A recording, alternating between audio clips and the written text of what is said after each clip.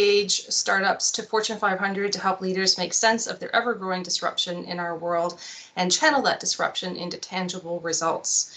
She has been featured in work with Tony Robbins and Trevor Noah and has been named a leading female futurist for Forbes.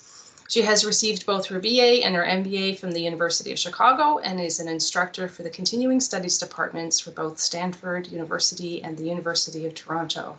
So welcome, Elatia. I'll hand things over for you to take over and just let me know if you need anything. Thank you so much for being here today. Thank you so much for having me here today. Now, I will say the control to share the screen has disappeared from my screen here. So I'm going to stop sharing my slide just to see if that helps you with yours. Right. So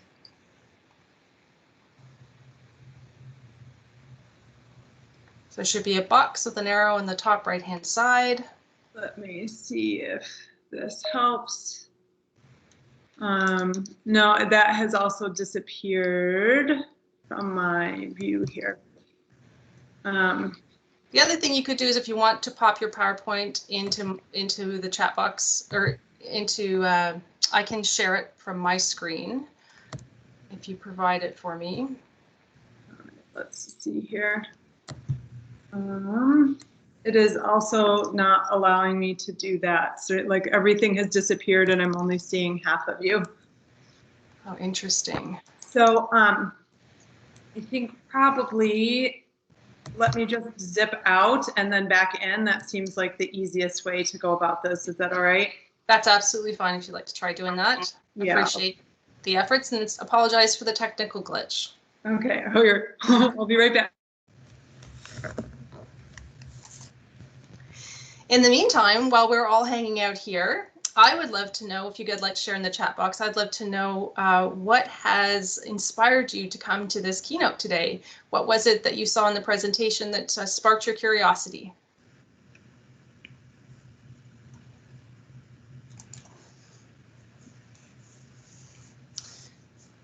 Oh, hi, Cassandra. Would you like to share out loud?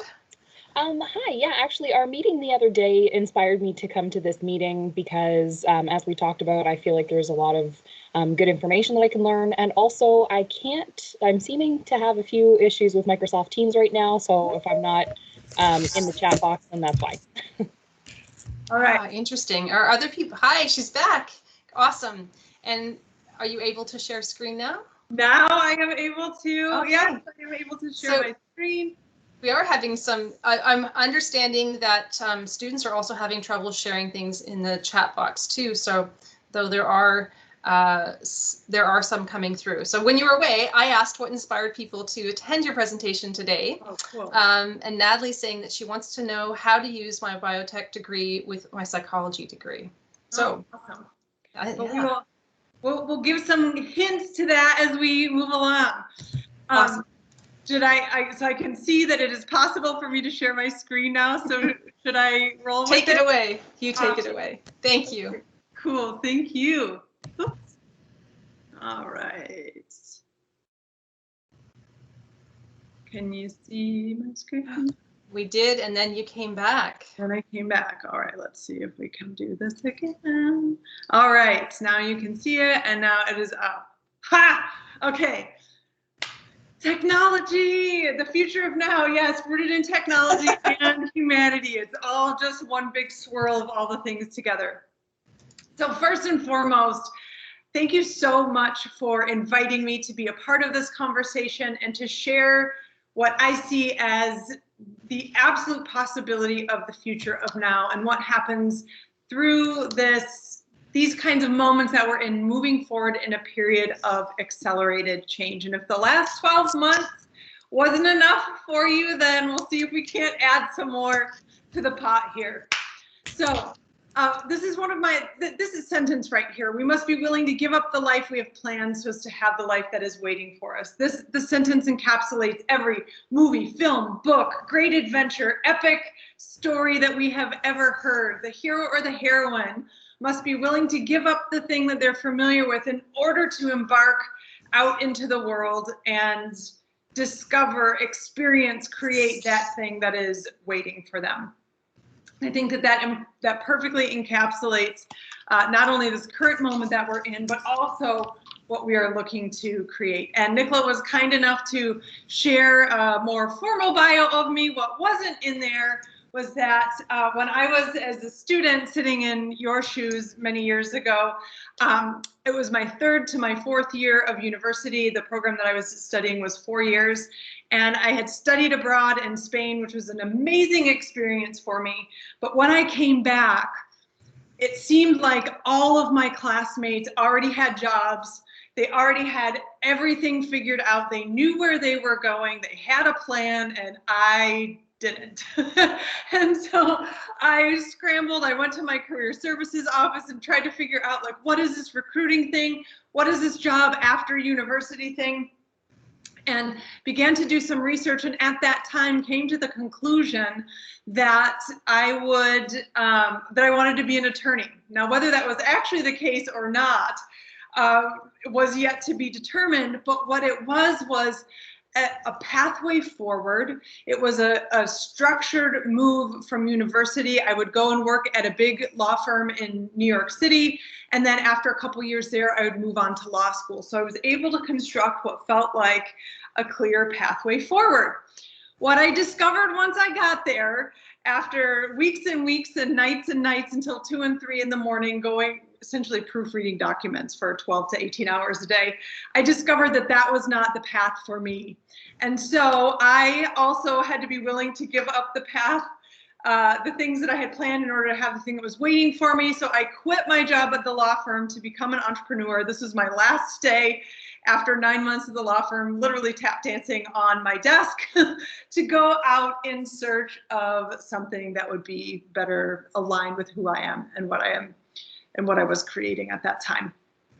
So that's a little bit more about me and what I'm up to. And so as we're talking about the future of now, I find it always useful to gather our bearings. In other words, to understand where we are so that we can begin to trail a path to where it is that we want to go.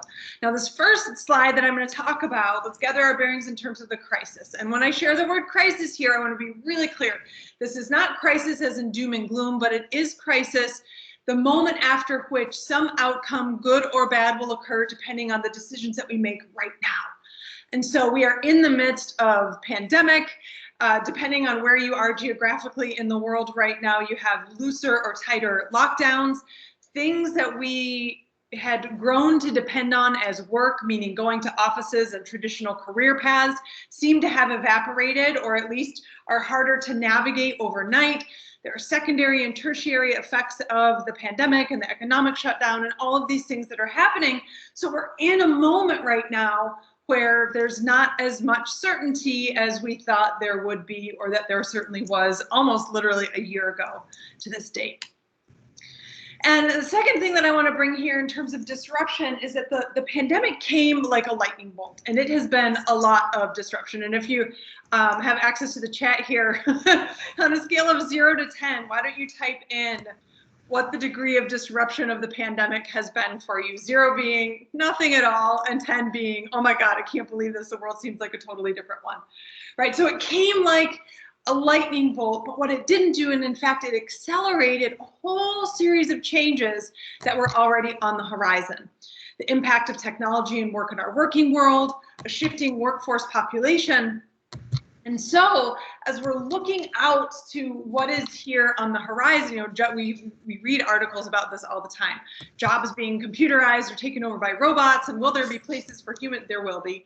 Will there be places for humans? But we're seeing all of this change, right? And so it can feel unsettling. And I just want to share these 3 things. I'm not going to dive too deeply into them, but the thing that got me interested in ideas and strategies around the future of work and even becoming a futurist was this convergence of factors. The impact of technology and work in our working world. So here in the US and Canada, the data will say somewhere between 40-something% and 50-something% of the jobs that exist today will be computerized or taken over by robots. There's a shifting workforce population.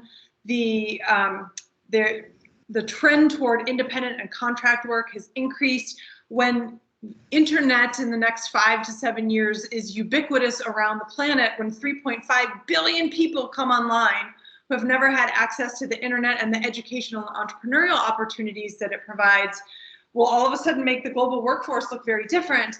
And then, of course, a shifting and fluctuating economy. And so these three things together are the things that are swirling around out here in the world as we are looking at what happens next and what is the future that we're creating moving forward. Now, let's be clear. I am not sharing this, again, as doom and gloom or that the world is over, right? And I know that it can feel, when you're hearing all of these statistics come in, scary. I know it can. But this is more to share with you. So the left side of this visual here, this is not meant to be scary like a horror movie, like everything is all over and it's disastrous. What it's meant more to be like is scary, like when you're gonna dive off of a really high cliff or the high dive or jump out of an airplane or do something scary, right? Like it's a 1, 2, 3, you've got butterflies in your stomach, but it's gonna be worth the adventure. And what I can promise you is that it will be worth the adventure as you get out into the excitement of it all. And so as we're gathering our bearings here, let's just be clear also about where we are. We're in the messy part. We are not going to stuff humanity back into the world that it was in when we got all this started in the caterpillar, and we haven't yet become the butterfly. So in this middle time, it's kind of messy, really. And the caterpillar dissolves down to almost nothing, just a soup, except for these beautiful things called imaginal discs, which are the cells that are left over and the only imprints that create the butterfly that comes next. So really, we are in a moment where whatever the future is and is going to look like is completely up to us to design and decide. And then I also just want to shift the lens a little bit in terms of gathering our bearings to a moment of transition. So as you're here in the chat, if you're studying right now, let us know in the comments like what year in school you are in. But here's the deal, as we're thinking about leaving school and transitioning, I want you to walk away with the sense that yes, this can feel like a confusing time, right? Because in school, all the way through to university or whatever more traditional schooling structure you're in, it can feel like a linear, it is a linear pathway forward, right? After your third grade, you go to fourth. After fourth, you go to fifth. After you go to an equivalent of middle school, you move on to high school. If you're college bound, you might stress out about what university you're going to go to or what you're going to study, but that pathway is linear and it is moving generally in one direction. Whereas then, congratulations, you graduate and you transition into the big wide universe out here post-school, and it doesn't look anything like that sort of black and white, clear, linear trajectory where measures of success are clearly defined. And so, if as you're thinking about what to do post-school, it feels confusing, of course it feels confusing, because it's different than everything that we have been used to up until this point. All right, so this is where we are right now. And now is the most beautiful time. It is at once a manifestation of everything that has come before, everything we've studied, everything we've done, what's going on in the global context. And this is the exciting thing, you know, when we talk about the future, it feels like it's out here in some land that we'll get to at some point or in some moment that isn't right now. But the thing about now is that it is the moment in which we decide, create, evolve, build, construct the future in every action, decision, movement that we make and take right now. So now is actually the most exciting time that we could possibly be in.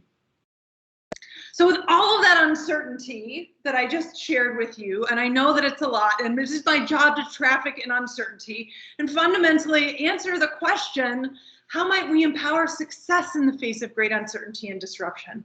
So if I sound like it's no big deal, it's because this is what I do all the time. And though, what I've done through my work around the future of work is create, we'll call it a compass that can help us navigate our way through uncertainty, no matter how great it is, no matter what the circumstances are. And if nothing else, can give us enough of a bearing to say, okay, this is where we are. I don't know exactly where we're going, but if I can follow these three main steps, then I know I'm going to be on a good, strong path moving forward. For me, the biggest gift that I got from the university that I attended school in Chicago, was the gift of critical thinking, meaning I knew that I wasn't going to know the answer to everything.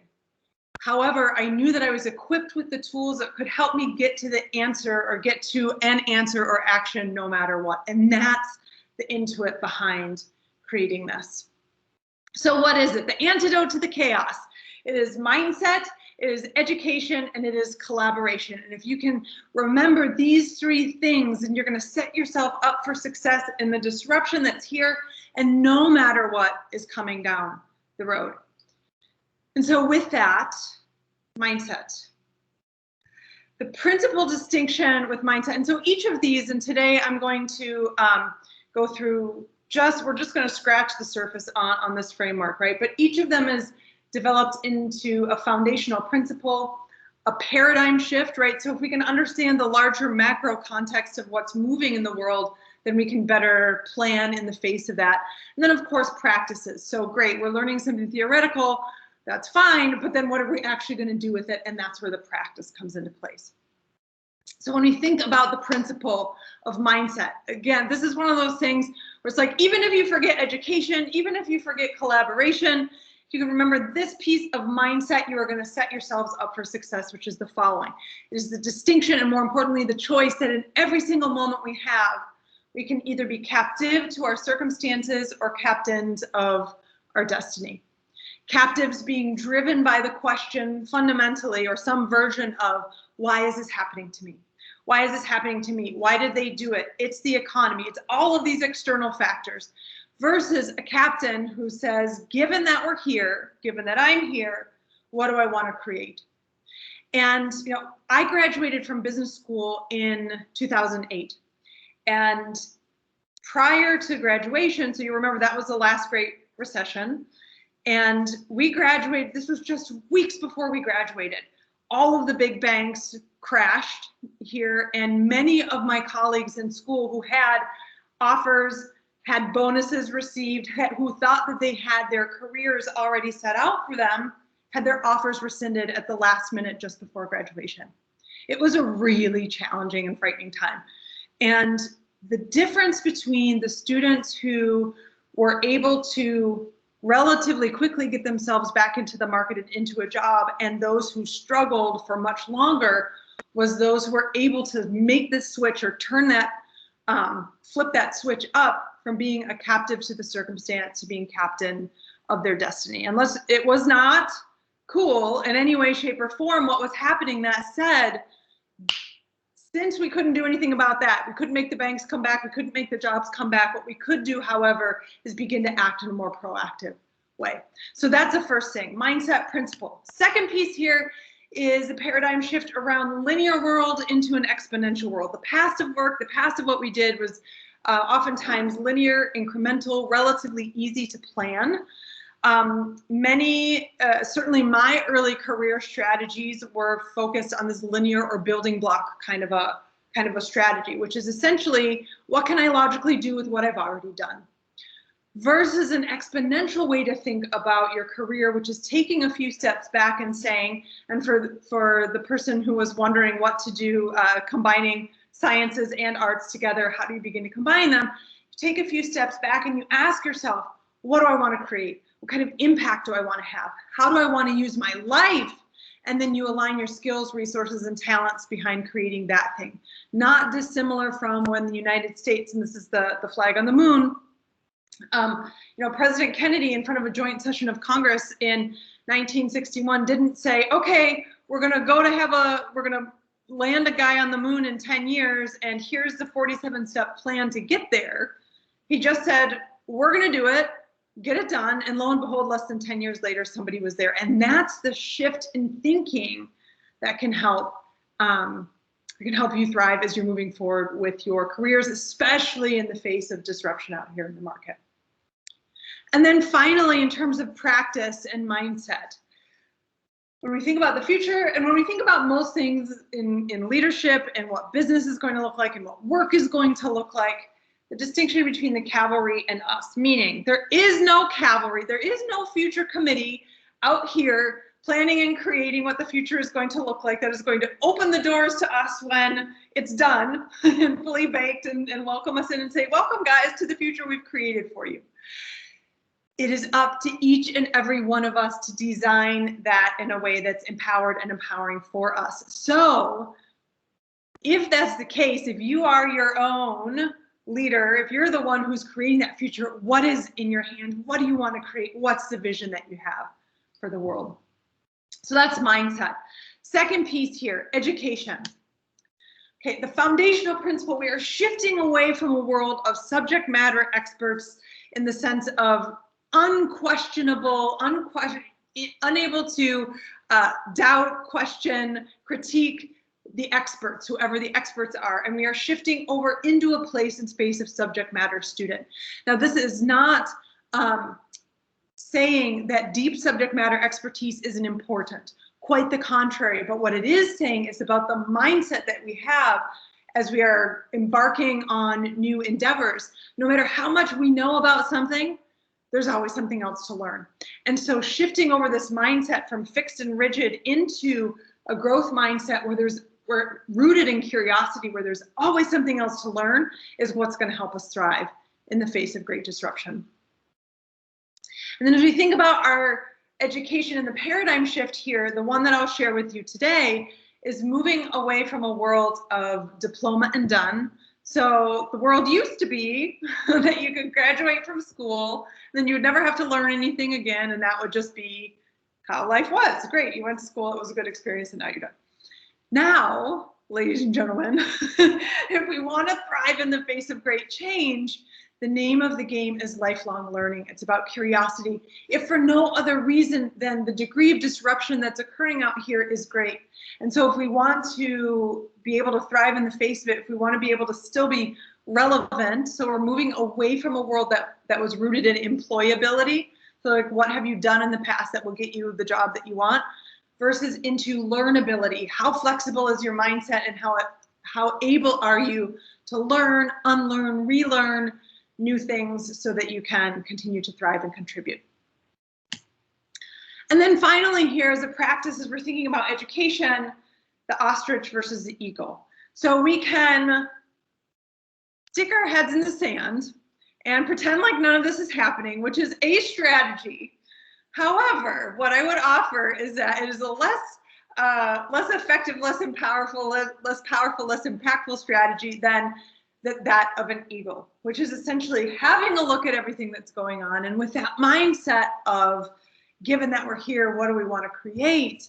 You're much more empowered. And if you're flying above, if you're having a macro look at everything that's going on, then you're not going to be quite as surprised when big change happens. And in fact, you might be able to flip it and say, and rather than looking at big change as something threatening or unwelcome, you can see it before it comes and begin to channel that change and disruption into something productive and impactful.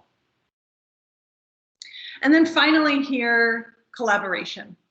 So all roads lead to, if we're thinking about the Wizard of Oz, right? Dorothy doesn't ever get to Oz on her own. She has the Cowardly Lion and the Tin Man and the Scarecrow along with her. Likewise, if we want to thrive in this crazy bonkers world that we're living in, we're not going to do any of it on our own. And so the name of the game is collaboration, and doing that in a powerful way. So as a principle, as we think about collaborating inside of organizations, at school, on teams, the kinds of companies that we'll work for, the roles that we're going to play in society, we're shifting away from a world of sniper and into a world of scientist. And what do I mean by that? So often, and historically, how many of us have been taught to think about how we collaborate or what we do in the world is with a sniper mindset, right? I go to school, I've got one bullet, one gun, one target, and that's it. And if I don't get that job, or if I don't work at that company, or if I don't get onto that team, then I have failed. Well, if you remember that diagram that shifted from sort of the black and white progress forward to the big vast universe that's out there, there is so much out here in the world. And so when we think about collaborating with other people, inside of organizations, on teams, with families, ourselves and our communities, shifting away from that sniper fixed mindset into that of a scientist. So you're going to have some hypotheses about what you want to create. In this case, you might have some hypotheses about the kind of job that you think is going to make you happy. But you don't know what's going to happen. And so when you start the job, when you start a new collaboration, when you start at a new company, all you're doing is gathering data. Do I like it? Do I not? Is this aligned with who I am? Is it not? Is this a place where I can contribute as much as I would like to, where I would learn as much as I would like to, or is it not, right? And so shifting away from this, there's one size, one target, and over into a place of discovery as we're thinking about collaborating. Secondly, here, and with the paradigm shift, we're looking at a shift away from a world of scarcity into a world of abundance, where the old way of doing things used to be zero-sum game, fixed pie economics. If I win, you lose, or vice versa, where compromise is the name of the game, and compromise really just means that somebody isn't getting what they want or need. We're shifting over into a world of abundance, where the game really is everybody wins. And so negotiation will take a little bit longer, but when the game is everybody wins, then what's possible is so much greater, right? And then finally here, as we're looking at collaboration, we're going to look at the practice, moving away from a world of a ladder career, one track, one lane, one area of focus for your entire professional life. And we're shifting over into what we call a Mosaic career, which is rooted in the things that you value, the kind of impact that you want to have, and the ways that you want to use your life, your talents in the world. And this, so for the person who had a question about how to balance several interests at once, this is the way to do it, because your career is not rooted any longer in what you're capable of doing in activities that you can execute. Rather, it's rooted in the expression of the things that you value and how you bring that into the world. And what this also does is it helps you future-proof your career. So if disruption, and when disruption happens in the market, rather than saying, uh-oh, like for many millions of people in the hospitality industry, right? Uh-oh, there's no more jobs, or certainly like we're at 5 or 10% of what there was available before. Are you stuck, or are you able to translate not only what you're capable of doing, but the kind of impact that you want to have in the world into other areas? And that's where this strategy provides both fulfillment and future-proofing. Now, to create a Mosaic career for yourselves, there is a map. So to get you from wherever you are today to wherever it is that you decide that you want to go, there is a 3-part map and framework that can get you there. And it works if you want to stay in the same industry forever. It works if you want to switch from one industry to another. It works if you decide at some point that you want to quit a traditional corporate job and go become an entrepreneur, or go sell baskets in the rainforest. Whatever it is that you decide that you want to do, this path will get you there. And it's a 3-part path, right? And for those who are, it's committing to making a change for yourself. It's actually doing the work of creating it and envisioning it. And then finally, it's contributing to others. So for those who are left-brained, this is what that looks like. Same thing, same process: commit, create, contribute, right? But we'll go back here to the visual just so I can walk through this quickly, and then we'll wrap up. So committing to creating a career that's fulfilling for yourself is in that choice of actually doing it, right? Like when I decided to quit my first job at the law firm there, right? I was committing to a different path for myself, and committing can come in either through choice, or if you get downsized or something like that in a career move. Second is creating a career that's fulfilling. And this is where the magic is. It's in 4 parts. It is self-knowledge and understanding. So who are you? What do you want to create? How do you want to use your life? How do you want to bring your creativity to bear in the world? Secondly, it's all about community building. So this piece on collaboration and how you build a career that's fulfilling and a life that's fulfilling. Again, it's never on your own. So who are you collaborating with? And more importantly, as you're out in the world circulating with people, are you asking the question, what can I get from you? Or are you asking the much more powerful question, how might I add value to you and what's going on in your world? And that's the strength of community building. Then, of course, there's this dark underbelly, this little dragon that you see here, which is the stuff that nobody wants to talk about, or a lot of people don't want to talk about. We'll just say, when we think about our careers, which are the stuff that we're afraid of. Like, what if I can't do it? What if I don't have the right experience? What if I didn't study the right thing? What if I don't know the right people? And on and on and on and on. What I can share with you is that every single one of those assumptions is either wholly untrue, or it's simply a parameter that you need to use in order to create a career that's more fulfilling. Then, of course, there's strategies and tactics. And then finally, commit, create, contribute. So the no good story ends at the apex when the hero or the heroine, wins the war, or gets the guy or the girl, right? It ends when people go back to the community from whence they came and they share what it is they've learned along the way. So this 3-part framework is a map that can take you from wherever you are at any point in your career to wherever it is that you decide that you want to go.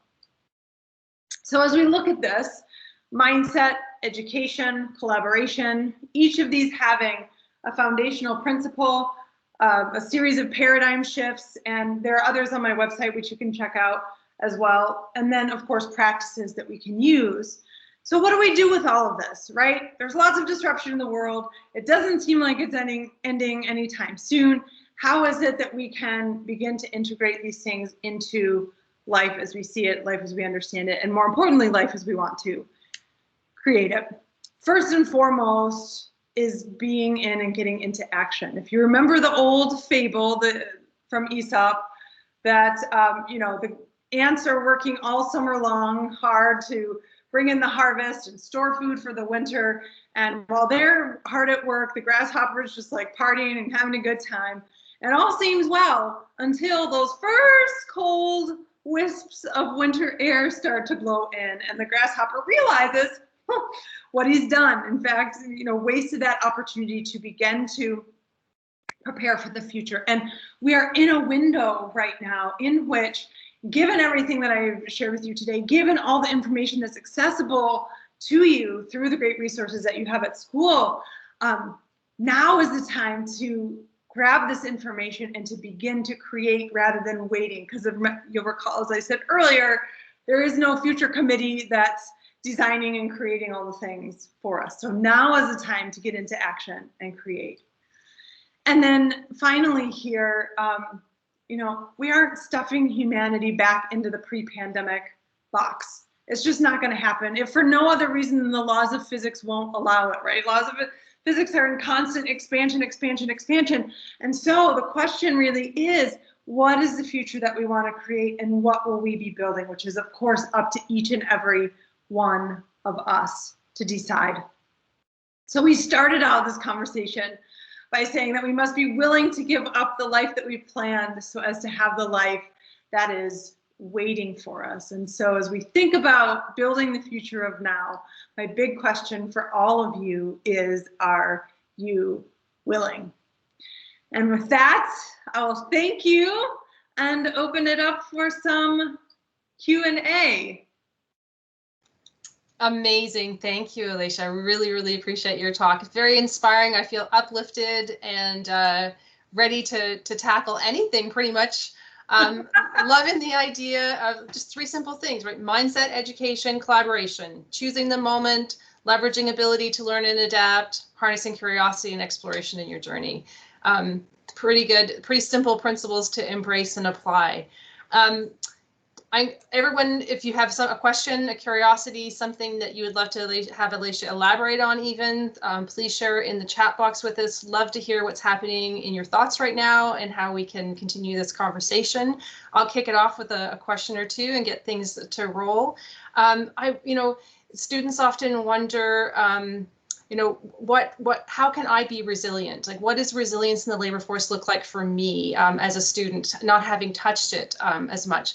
And I was trying to think about what the transferability of what they might be using in the classroom might look like when they're doing coursework or project work, or they're doing lots of collaboration too within group projects and extracurricular activities, experiential learning activities that they're engaging in. So how can we help them sort of see more, name more about what they're using in those spaces that translates into the work world? What are those things that look the same? Yeah, so every class that you're in right now is teaching you a way to think, a way to approach the world, a problem-solving technique, a way to contribute or to be creative. And so each in its own way, delivered by a professor who thinks in their own way or in their own style, who delivers that information in a unique way. And each of those three things, so the content itself, the way it's structured, and the way it's delivered, are all tools that you can utilize once you're out in the world post-school to solve problems, to approach problems, to think about ways of contributing. So the experiences that you're in right now in the classroom are incredibly rich because it's not solely the content that's being delivered, but rather on multiple levels, the experience that you're having. Ah, beautiful, beautiful. I have one question in the chat box for you. Elatia, thanks for your talk, Kate says, and can you comment on the future of work from home? How might students take advantage of that shift in the work environment? Mm-hmm.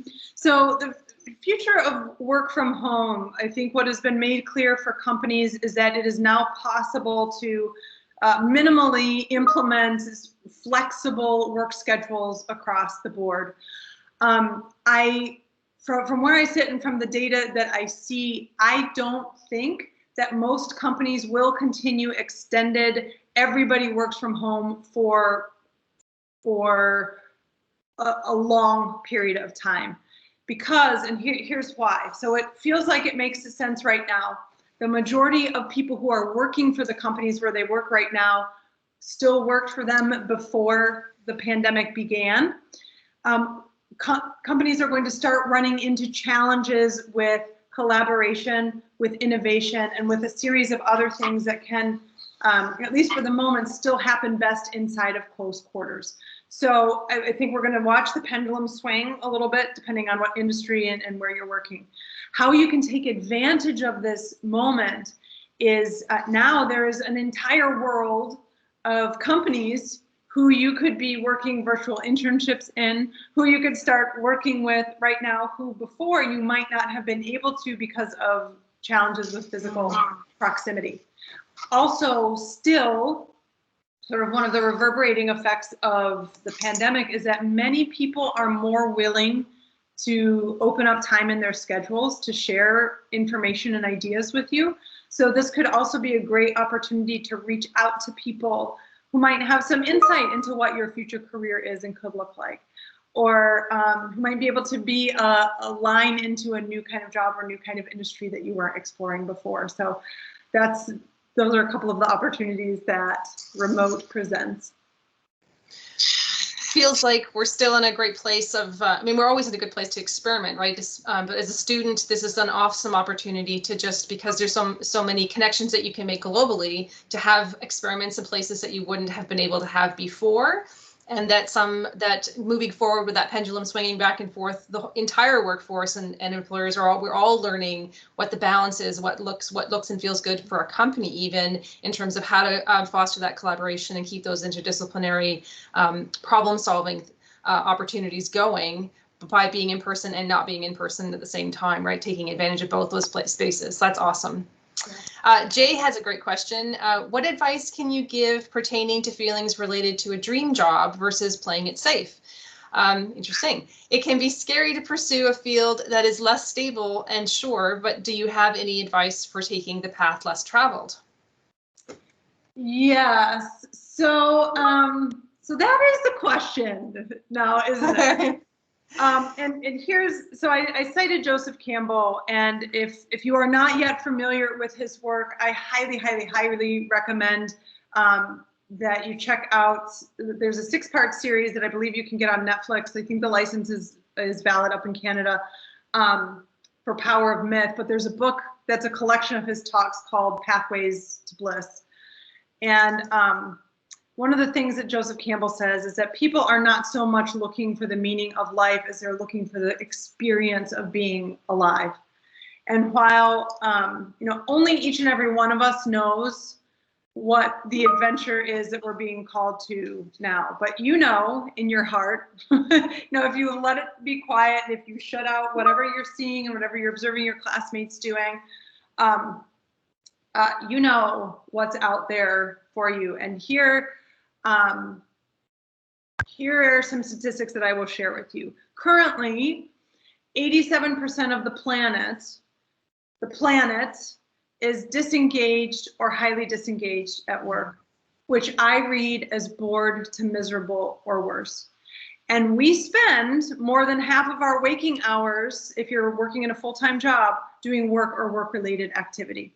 And so looking on that scale of like bored to miserable or worse, when we think about how we improve the quality of our life and the way that we're living in the world, if we're spending most of our waking hours doing something that isn't aligned with who we are and what really excites us and gets us like out into the world, then we're going to live a less than fulfilled life. So from me, you're always going to hear the bias toward go for the thing that you're hearing, go for the call that you are hearing. That said, there are infinite ways to do that. So I think there's a misunderstanding that either you're going to be happy and financially insecure and living in the park on hopes and dreams, or you're going to be financially secure but unhappy.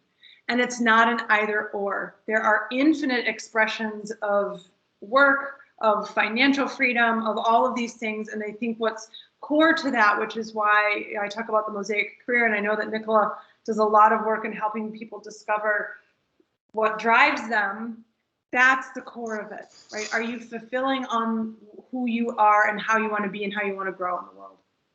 Yeah, I couldn't agree more. I think that the other piece of the paradox to that is that if you're not fulfilling your calling, then you're not sharing with the world, and they are being robbed as well, right? So when you're not providing your gifts, everybody's getting robbed, not just yourself, right? Yeah. So yeah, hearing that place, which can feel scary, which I think was the question, right? Playing it safe versus doing something that might feel a bit scary. What you really are seeking is on the other side of scary, right? So I think to add to that would be to ask for help, right? Look for people who can support you and help you learn more about what it is that you want to know more about. Connect with a career advisor, perhaps, to learn some of the sort of the steps to take, that kind of thing. But love that inspiration, Elatia. Thanks. Got another great question here for you. What advice would you have for a grad student investigating new career options if you're unsure what options exist? So I want to step away from the ladder and explore options, but I don't know where to start. I know my values, but not how to use them for a job search per se. Great question. Awesome question.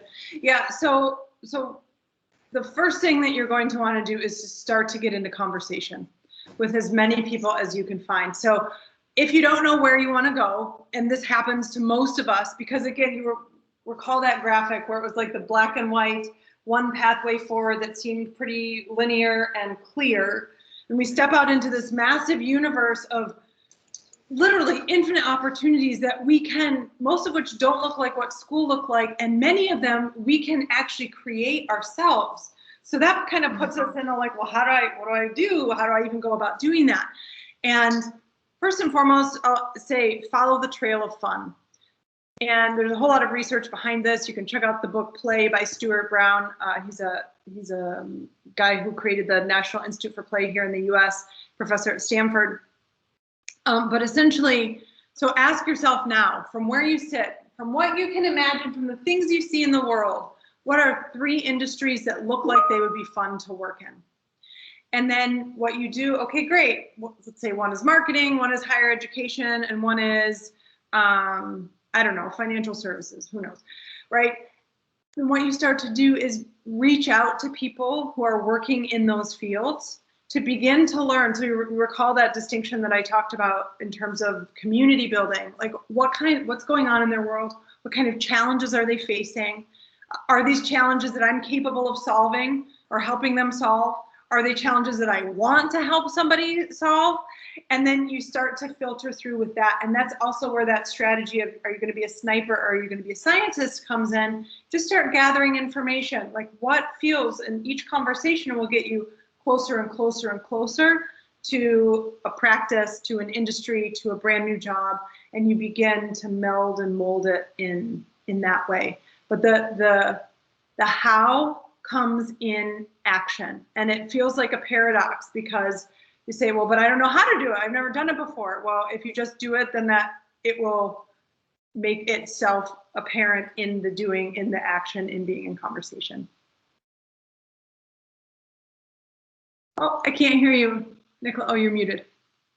Apologies. Oh, Yeah, I love that. It's like the seeking, just recognizing, acknowledging, I don't know this information, and then looking around to see, well, what resources do I have around me? Who can I speak to? Who can help me learn more about what information I need to learn about, even before I move on to learning about it, right? To support those pieces. And those are the things that keep us perpetually moving forward in the present moment towards the things that we're looking more for in the work that we want to do, the calling piece, as you say, it is, right? So. And it's about, I think, engaging in those experiments too. And I want to segue that to the next question too, because I wanted to bring in an experiment that you did, and it's the first place I came across you actually was your TED Talk about taking a year and literally packing up your whole life and putting it into a storage box and grabbing just like a suitcase. And I'm not sure if it was as small as the one you have on your TED Talk, but living out of a suitcase for a year, traveling the world from project to project, and not even necessarily knowing what project is coming, right? You're sort of making this up in some way as you go along. And I wondered from that experience, is there one or two things like golden nuggets that you might share with us about how you learn to embrace uncertainty a little bit more, to make it your friend even, right? That thing that helps to push you forward. Yeah, that's a great question. So this mindset education collaboration framework is, we'll call it the structured version of the things that I learned. But one of the dealing with, for that journey, I had a lot of, I was living with a lot of uncertainty with a relative amount of consistency over an extended period of time. And one of the things that I learned through that experience is that there's a critically important distinction in how we go about thinking about life or creating projects or doing anything of impact in the world that has been a lifelong learning for me. The way I used to think that we do stuff is you say, in high achieving culture, you say, you set a goal, you declare that you're going to do something, and then you do all the activities almost at whatever cost to get that thing done on time, on the deadline, force, go, go, go. And that is how many workplaces work. That's how much of society works, right? You will see that often as you navigate the world. What I learned through that, though, my experience is that, yes, it's important to set an objective. Yes, it's important to do what's within your capacity to actually make things happen. But there is an allowing a space of time to allow for a better answer or alternative to appear, to give you some space and time to think of perhaps a better solution. And so moving away from what I call now this forced finish and into, if any of you have seen Club Quarantine on Instagram, D Nice is the DJ who spins several times a week at that like virtual club, and he has a saying which is let it breathe, meaning like sometimes when the music is getting really hot, you got to let it breathe for a minute and sort of ease into it. Or Quincy Jones, who is the world-renowned producer, and he also has a documentary on Netflix, and he talks about this notion of, when you're going into the studio to record a song, everybody's practiced up and they know the tunes and ready to rock and roll. So it's as perfect as it can be, but then when you walk into the studio, you have to leave space for the divine to come in. And that's the magic that can be harder to allow for, but is really where the power comes in. Wow. I really hearing like notes of personal development, you're coming into the professional development, right, where you're bringing like literally creating space for yourself within your personal and professional life to have even those things that don't necessarily, that are interdisciplinary, they don't necessarily make sense together, but they actually feed one another, support one another from creative and science places as well, to come into those spaces. And by providing yourself with that breathing room, you give them time to foster and to become something that you can actually identify, right? So we're speaking in really kind of like philosophical terms that I know it's applicable to whatever it is you want to apply it to. I'm wondering a little bit about how you found your career path. Like, what is that? And to give a sort of a tangible example of where you are now from where you've come, and the sort of stepping stones that you've taken. One of the things that I try to encourage students to do is to actually look at LinkedIn profiles, right, and follow it from the bottom up instead of the top down. So you can like sort of find those the pathways that they built, and maybe like, oh, they took this dip and went back to school for something, or this big giant pivot that they took. It's completely like a different thing that they're doing now than what they started out doing. And so I think it's important to share those stories so that we are all hearing about how you can grow careers from different places. Yeah. If you wouldn't mind sharing some of yours. Not at all, not at all. So we began the conversation. I was tap dancing on my desk at the law firm. So clearly that was not going to be my path. I left. That was the time of the .com bubble, and so I left to start a company. Got some funding for that. The funding sort of petered out. I got a job doing recruiting, so executive recruiting, which I loved, and that was the place where I learned the power of what happens when the right person gets into the right role and they begin to flourish as a human being. Like, wow, that's such a cool thing to be a part of. And like, what's the magic sauce that allows for that to happen? So that's when I became interested in that. The market tanked. I survived 3 rounds of layoffs. I got cut in the 4th. I scrambled to get another job, which I did was working for just a couple of weeks, and then September 11th happened here, and I was laid off again, right? So early in my career, I faced a lot of those challenges. Moved to Brazil, learned how to speak Portuguese, ran a foundation down there that gives scholarships, career development, and networking opportunities to high potential Brazilian students. Decided to come back to business school here in the States, and then post business school, because of those people who I knew at the foundation, I ended up running global recruiting for Anheuser-Busch InBev, same group of folks. And from there, ran global recruiting at Dow Jones and the Wall Street Journal. I left as a vice president of human resources at Dow Jones initially to solve for this challenge that most of the planet finds themselves disengaged or highly disengaged at work. And while this is something that costs companies billions of dollars in lost productivity every year, I'm not as interested in that, although that's like what gets me hired from companies. I'm interested in the people. You know, what happens in the planet if we can shift that 87% to 85% or 80% or 50% or even less, right? What happens when all of the planet is into doing work that is fulfilling for them? That's for me where the real magic comes. So and now from that, I've been an entrepreneur for 7 years, and here I am. So the message to the story is anybody can end up anywhere. They've no idea. They have no idea where they can end up. And if they're following the breadcrumbs and doing those experiments and meeting people and pushing things out and always moving forward, by creating and cultivating, that they will find themselves in spaces that'll be fantastic. I think that's awesome. Love the questions coming in, guys. I'd love to have another one. I have one more, and then we're just at the end of things. This could be potentially the wrap-up question, but if there's a student question that comes in, I'll flip it over. What are you noticing that students could do? So I often get the question about, well, if I can't find a job and I'm looking for a job, and they see them doing all the right things in terms of maybe doing informational interviews and retooling their resume and looking at their LinkedIn, they're doing all the tangible pieces to help market themselves. And in the market, it's very tight for students. It's 2-3 times the unemployment rate as it is the regular unemployment rate in Ontario right now.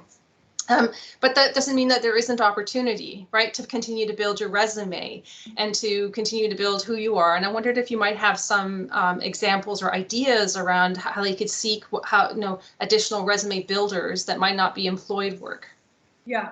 So so that number being 2 to 3 times regular unemployment. So if you find yourself in that situation, you are in great and numbered company. And I know that that doesn't feel good because you just want the problem to be solved. And though it can help provide just a little bit of breathing room in the like, okay, there's space for us to figure this out. And what this really is, and this is depending on, sort of where you decide to focus, it could be the worst thing that ever happened. Oh my God, I can't find the job that I thought I was going to get. Sniper thinking versus scientist thinking, what might I be able to discover here that would not have been available to me if I only stuck with that one thing that I thought I wanted? I mean, my God, imagine if I were still a corporate lawyer today, like up till 4 in the morning writing those contracts, like punch me in the face. It would not be a good outcome, right? So what are the opportunities that this is providing for you? So that's the first flip in thinking. Given that we're here, what do we want to create? Then I would, so if you have an idea of what you want to be doing, then I would look for internships. So if it's not a full-time employment, I would look for internships. I would look for volunteer opportunities. I would do my best to navigate my way to paid internships if that's a possibility. But really aligning the experience that you're creating in some way with the thing that you want to be doing eventually. You don't want to, if you can align them, then you want to align them as much as you possibly can. But I would simply be in conversation. Again, the magic of the game, the world happens in conversation with other human beings. I can't stress that enough. And in conversation, it's shifting that informational interview again from what can I get from you? Can I get a job from you? Do you have a job to offer me? That's the answer to that question is either yes or no. And if the answer is no, then that person's thinking about you is going to shut down. But if you go into that conversation asking questions like, what happens in this industry? What are career paths looking like? What are the biggest challenges you're facing? What if you could wave a magic wand and have some problem that you're facing right now go away? What would that problem be? And if that's something that you're interested in solving, you could very quickly say, I wonder if we could pilot a project where I could work for 4 weeks and help you create some solutions to this. What would you think about that? So, yeah. Awesome. Love the last one on job crafting too. Creating your own opportunities through conversation and understanding what people's problems are and seeing how you can help them and offering that up to them. Amazing. Thank you so much, Elatia, for coming today. Really, really appreciate your time and your wisdom and your enthusiasm, sharing how we can harness what's happening in the world for betterment, for good, and to do better in the world. Mindset, education, collaboration, 3 really easy things to remember. Thanks everybody for coming. I'm so glad you were able to take the time today to come and invest in yourself and to show up for yourself. And we look forward to seeing you in more sessions throughout the 3 days of the conference. Be well, everybody. Take care. Thank you. Thank you all. Getting so many thank yous in the chat box, Elatia. I don't know if you can see. Oh, hooray. Oh, see them here. Hooray. Thank you all very much. It's been an absolute pleasure to share this time with you, and the future is yours to create. Absolutely, it is. Just going to shut off the recording.